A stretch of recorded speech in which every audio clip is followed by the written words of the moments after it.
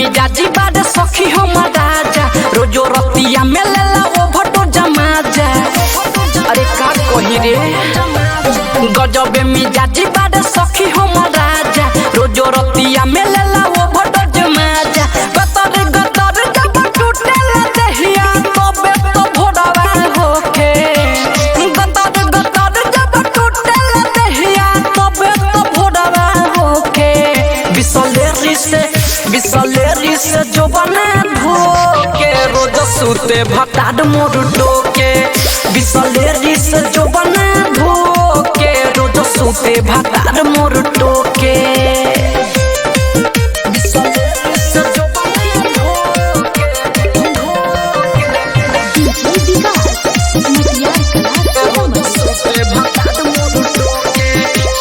रात भर पलंग मच मच करे लागत चढ़ल बा घोड़ी पर तकिया पर माथा न धरेले सैया सुतेल धई के ढोरी पर।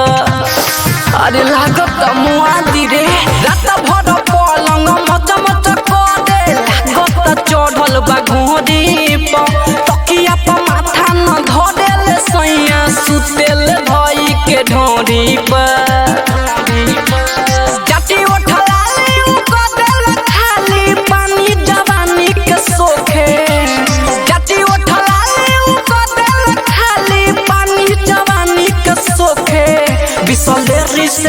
बिसलेरी से जो बने भोके रोज सूते भटाड मोर टोके।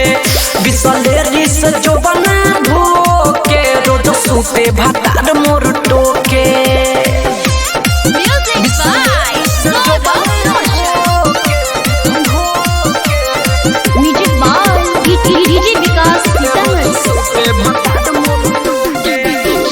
राजू रविंदर के धैले बस संहत पिया पुरुषोत्तम बिहारी हो।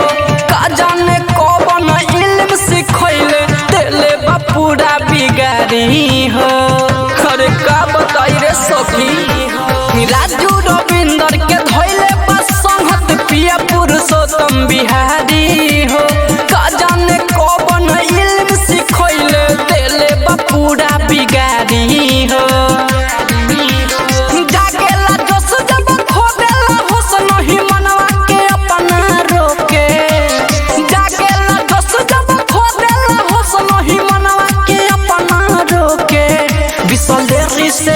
बिसलेरी से जो बने भोके रोज सूते भटाड मोर टोके। बिसलेरी से जो बने भोके रोज सूते भटाड मोर टोके रे। सहर्ष रिकॉर्डिंग स्टूडियो भूतही चौक सीतामढ़ी।